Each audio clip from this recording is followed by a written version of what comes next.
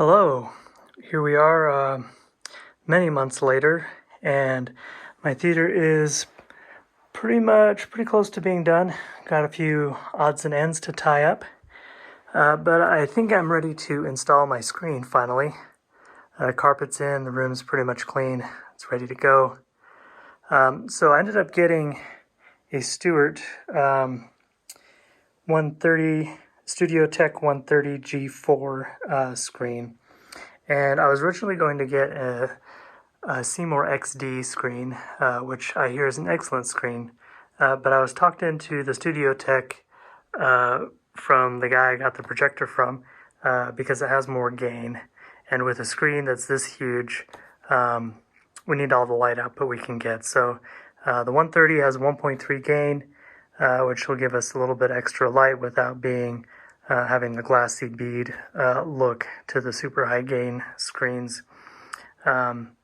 So both of these screens, so both the Stewart and the Seymour, you can get a grommet like this, which was important for me to actually do the install correctly.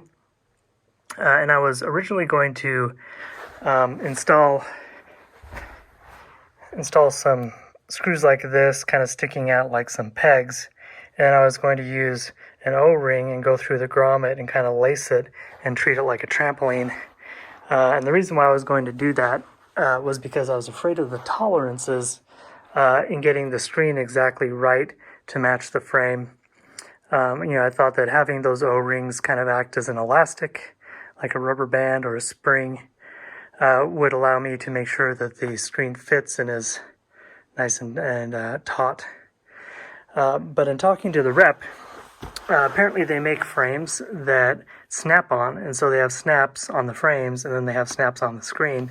And if they can get tolerances good enough for a snap-on screen, I decided, hey, I'll just have my mount point here treated like the snap.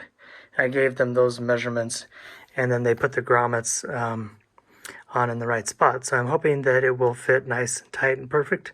You can see it's wrapped up in butcher paper still, so haven't tried anything yet, so I'm hoping it will just work perfectly the first time. What I'm going to do is I've installed some of those screws as studs, and what happens is that if you get the screw a little bit longer than the depth of the T-channel, it's going to bottom out, and then when it does that, as you keep turning, it's going to draw the nut up against, and you'll end up with the nut actually holding tight, but the screw will actually stick out and be proud by a certain amount. So I'm hoping that will give me, on each corner here, I put one in the middle, and my idea is that I'm going to hang it up there on those, and then every 4 inches we've got a grommet. And I've bought these shorter 3/8 inch with a big flathead screw there, and so I'm hoping I can actually screw it straight in, but it will be on the wall hanging from those 6 while I secure the rest of them. So hope it goes well. I need to take down my my masking bars there, and then I'll hang it up and see how it goes. One thing I almost forgot to mention, so these crossbars here that I have here for extra support, I was assured that you would not see them through the screen material where it's perforated, but just as a precaution, I went ahead and lined them with black, it's called gaffer's tape, and this is pretty cool stuff. It's what they use to tape down microphone cords and things like that when you go to the theater, on the stage. And so it's not too shiny, and it's fabric, so it tears easily. It's repositionable.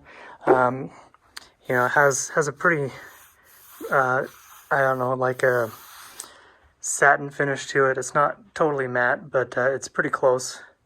And so that's cheaper than buying the anodized black aluminum bars a little bit, and just a little bit of insurance there. So something to think about. You can obviously get the aluminum in black as well, for a price. But those are the two bars there that I'm most concerned about. The frame around the outside is going to be covered by a frame, a black velvet frame. So I don't think that will show through.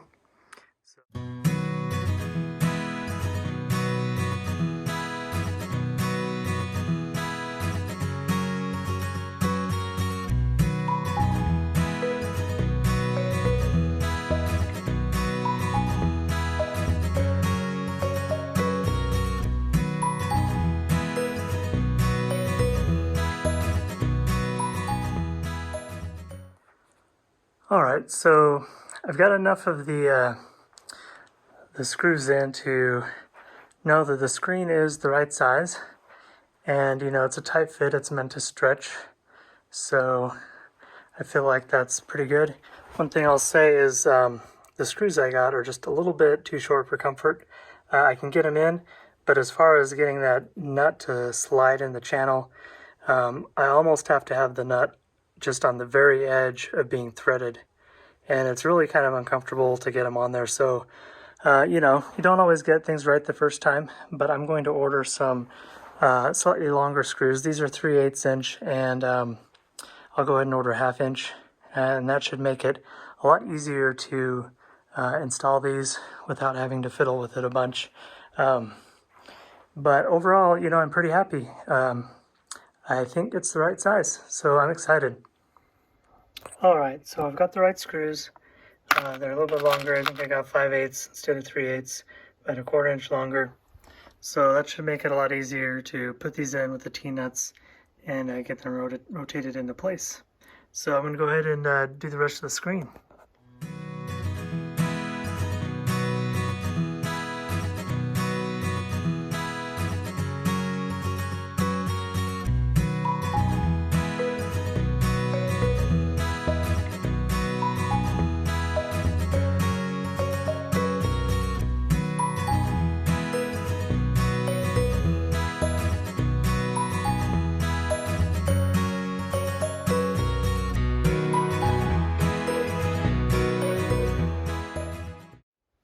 So now that I've gotten in the groove, I wanted to show you how I do this. Now, most of the screen manufacturers will likely tell you to start in the middle and work your way out, similar to how they stretch a canvas.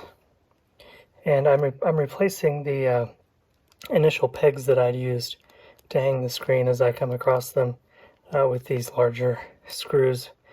What I do is I thread it through like this, and then I can actually take the nut and stick it in the channel, and I'm using the Allen wrench as kind of a handle, and then try to keep the nut or the screw perpendicular, or I guess parallel to the frame while you're screwing it, and you kind of feel it kind of click, and that's the nut actually turning in the channel.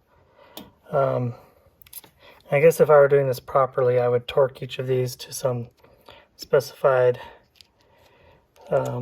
tightness, but for now I'm just doing them to it feels tight, but I'm not actually trying to crush the aluminum. So again, you use this Allen wrench as kind of a handle.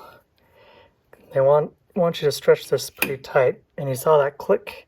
That's how we know the nut is engaged. And you just give it a little bit of a tug if you want to make sure that it's not slid out of the channel there. So yeah, I'm going to go through and do a bunch more of these. And here we are. The screen is totally installed, stretched out nicely. It's good to go. So there was, when I finished, there was a small wrinkle over here, but it cleared up on its own after a few hours. I think that was because I stopped stretching the screen kind of halfway through and waited on some new screws. So it just kind of needed some time to bounce back. So the next thing I want to do is the masking. And in order to do that, the masking is actually going to attach to the roller back here. And the fabric's going to come around here and it's going to move across the front of the screen. In order to get a nice smooth action, because I've got these screws here, what I did is I bought these corner protectors, just polycarbonate corner protectors.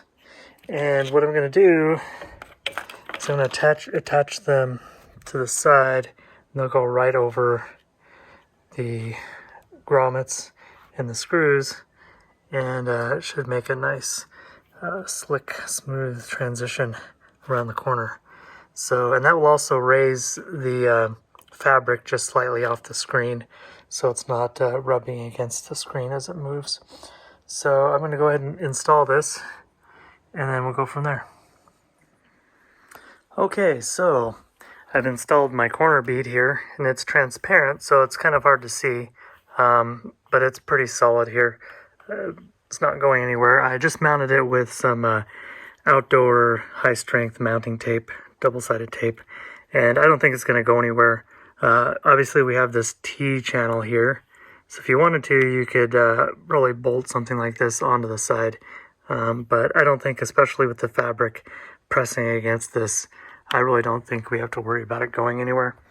Time will tell, I guess, but the next step is to cut our masking fabric panel.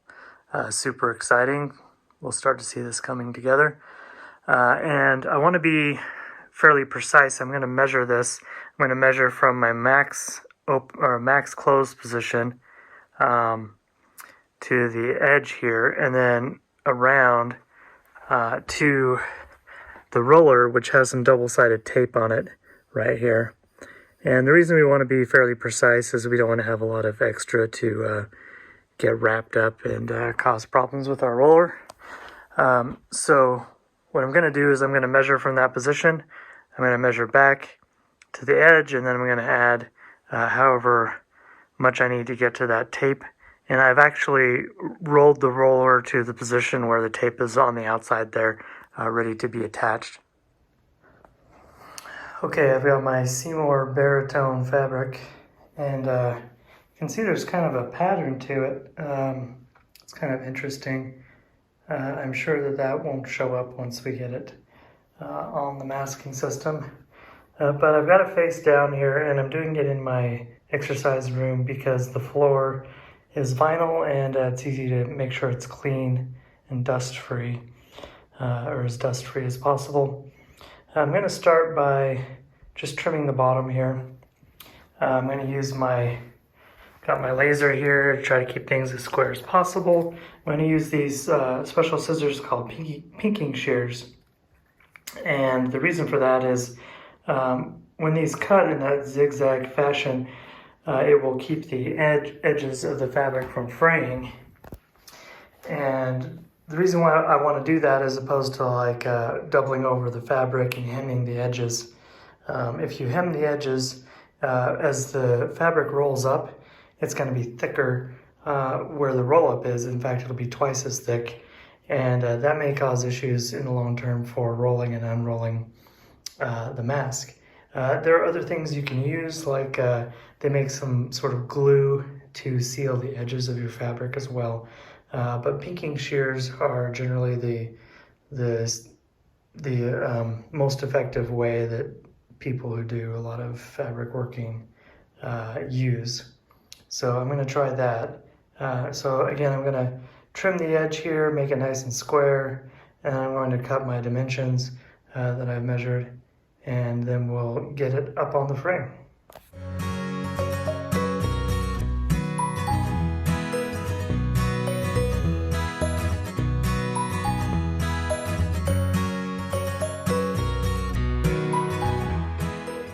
Okay, so I've trimmed the bottom, but you can tell, it's not totally perfect. The reason for that is that the laser, the fabric moves and the laser doesn't shine exactly straight as you lift the fabric. You kind of cut in the wrong spot. So it's pretty good. It's good enough for now. But what I'm going to do is I'm going to use a white crayon, and I'm going to mark the laser mark on the fabric so that even if I lift up the fabric as I'm cutting, I should get a little bit straighter, more consistent line. There we go. Following the crayon marks, this line is a lot smoother. If you take your time, you can even get the zigzags to match up between cuts for the most part. So I need to trim this. It's a little bit wider than it needs to be. So I need to do one more cut down the side, and then we'll be ready to hang it.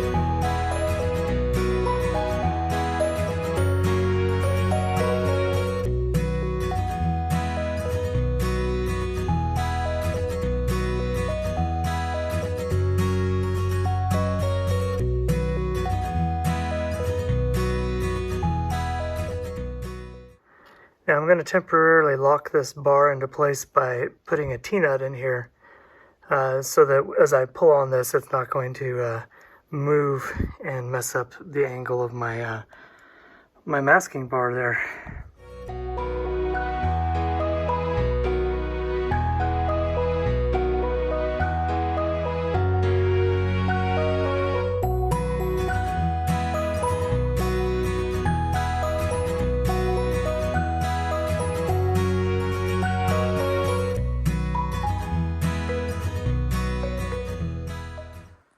Okay, so here's what I've got so far.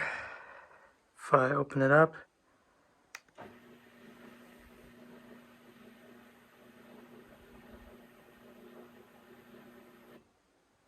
and I need to reprogram the stop positions. I'll do that later, but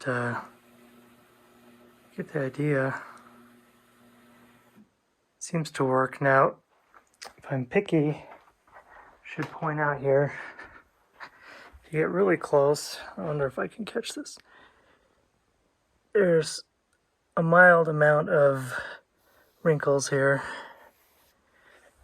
which are totally not visible from the seating positions, but I think what I'm going to do is maybe add a strap across the top here and across the bottom, and that's going to change the winding up on the end, so I don't know if it'll work well or not, but what I'm thinking is that you know, just give it just that much more support across the top, and maybe that will be better in the long run, but it seems pretty acceptable as it is right now. I'm going to leave this as it is, and then I'm going to do the other side with the strap. I'm just going to sew that nylon strap that I used earlier right along the top there. Hopefully give it a little support, and will stretch less. So I'll give that a shot. I'll compare them side by side, and then you can decide to do it however you want, and I'll report back on whether or not it helps.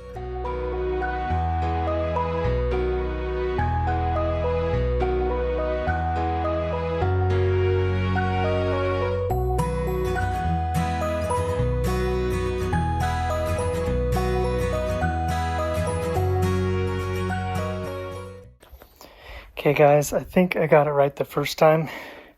So I added the webbing here on the left side, and the problem is that the webbing adds weight, and as it rolls up, it doesn't roll up on top of itself, and it just gets really thick.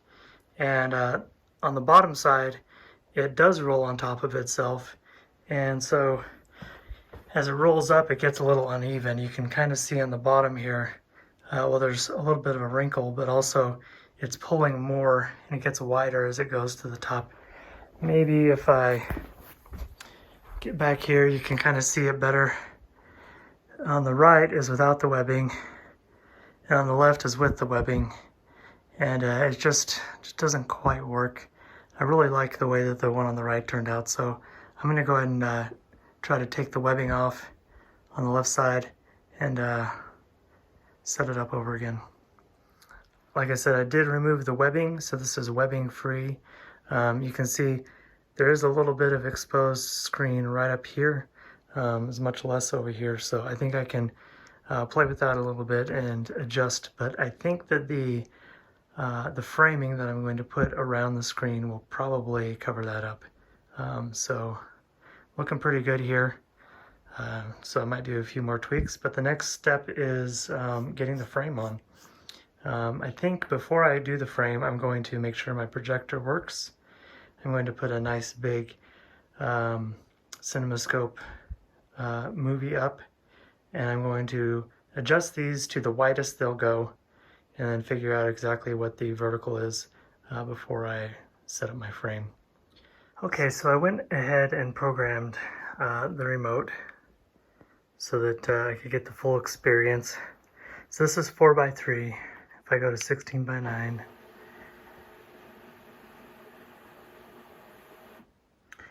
and then if I go to all the way,